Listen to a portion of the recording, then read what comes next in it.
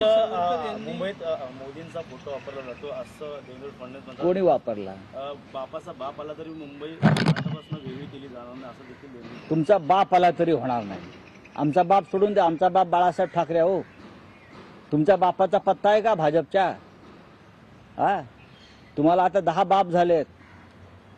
अजित पवार गट, मिंदे गट, अमुक गट, हे तुमचे बाप आहे सगळे. तुमचं काय आहे? खरा बाप असता बरं का भाजपला, तर हे खोकेवाले बाप त्यांना घेऊन या महाराष्ट्रात राजकारण करावं लागलं नसतं. शिवसेना बाळासाहेब ठाकरे बरं का, ही एकाच बापाची आहे, हे आम्ही परखडपणे सांगतो. आणि म्हणून आम्ही ताठ मानेनं निर्भयपणे लोकांसमोर जातो, तोंड लपवून जात नाही. आमच्या सभेतून उद्धव ठाकरेंच्या भाषण सुरू असताना लोक निघून नाही जात बिर्याणी खायला. भाडोत्री लोक घेऊन तुम्हाला हे राज्य चालवता येणार नाही. रणजित सावरकर काल यांनी कोण? रणजित सावरकर कोण? सावरकरांची मला माहित नाही, मी वीर सावरकरांना ओळखतो. काँग्रेसने फक्त आश्वासन दिली, मात्र मोदीजींनी शेतकऱ्यांचा सन्मान केला असं देखील कोण म्हणताय? जे.पी. नड्डा असं म्हणाले. काल शंभू बॉर्डरवरती जो गोळीबार झाला, तो बहुतेक त्या गोळीबाराचा आवाज आणि त्या शेतकऱ्याच्या किंकाळ्या, आक्रोश नड्ड्यांच्या कानापर्यंत जर गेले नसतील तर महाराष्ट्रातल्या भारतीय जनता पक्षानं त्यांना कान कोरोना आणून द्यावं, कान साफ करायला.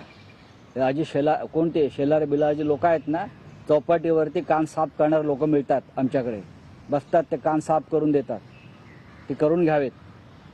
एका शेतकऱ्याच्या डोक्यात गोळी मारली, शेकडो शेतकरी जखमी आहेत. काय सांगताय तुम्ही शेतकऱ्यांच्या हिताच्या गोष्टी? मिनिमम सपोर्ट प्राईससाठी शेतकरी रस्त्यावरती उतरलेला आहे.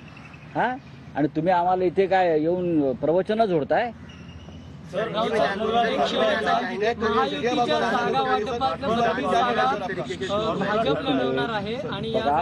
बघा काय हवंय आपल्याला नक्की मला विचार. किसान आंदोलन जरा संपू द्या. एक जनरल डायर थे, अब जनरल कायर है. एक जनरल डायर ने जालियनवाला बाग में जिस तरह से हत्याकांड किया था, उसमें भी किसान थे. वो ब्रिटिशों का जमाने का जनरल डायर था. अब ये भाजपा के जमाने में जनरल कायर है. वो अपनी कायरता से किसानों की हत्या कर रहा है, डर रहा है किसानों को, हमारी देश के राजधानी में आने से रोक रहा है. ये कायरता, इसलिए मैं उनको जनरल कायर बोलता हूँ. चार समस्या की कहानी नहीं जा रही है, इलेक्शन आने का वेट कर रही है ताकि मुद्दा निकल जाए बाहर. ये मुद्दा नहीं निकलेगा. अब मुद्दा निकला है तो बहुत दूर तक जाएगा. अब पंजाब की लड़ाई नहीं है, ये हरियाणा और पंजाब के किसानों की लड़ाई नहीं है, ये देश के किसानों की लड़ाई है. मैं इतना ही कहूँगा.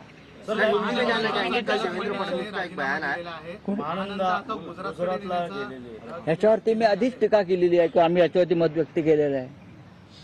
एक या महाराष्ट्रातली संस्था, उद्योग हा गुजरातकडे वळवला जातो आहे. उद्या मुंबई सुद्धा गुजरातला देतील. महानंदाचे चेअरमन कोण होते?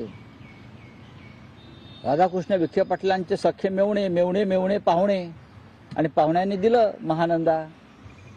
हा, शेकडो कर्मचारी आहेत तिथे.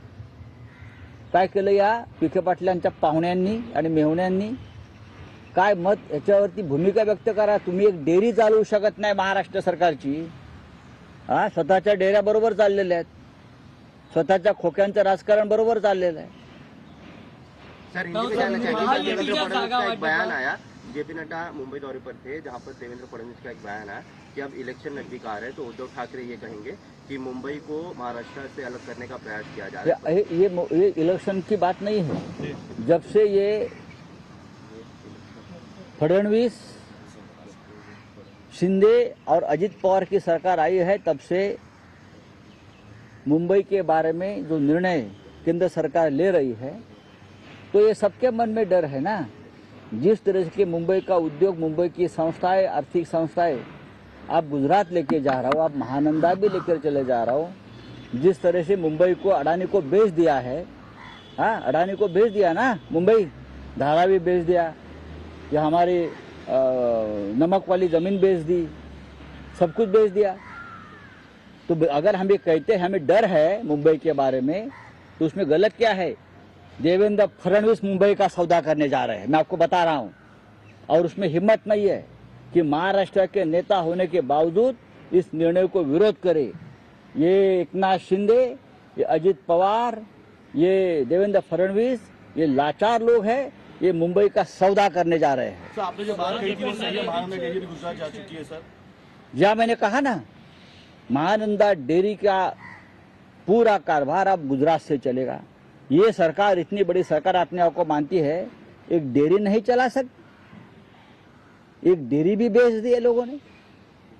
अपने जो शुगर लॉबी के लोग हैं उनकी तो डेयरी चल रही है, विखे पाटिल की डेयरी चल रही है, गोकुल डेयरी चल रही है, वारणा चल रही है, हाँ। लेकिन महाराष्ट्र सरकार की जो प्रॉपर्टी है, ये सरकार की, ये डेयरी नहीं जा रही है। ये डेयरी के साथ 50 एकड़ की जो जमीन है गोरेगांव में, वो बेचने की साजिश चल रही है। 50 एकड़ की प्राइम लोकेशन की लैंड है ये बेचने की साजिश है। और उसमें देवेंद्र फडणवीस, एकनाथ शिंदे और अजित पवार शामिल है। और ये जमीन भी अडानी को देने जा रहे हैं लोग। सर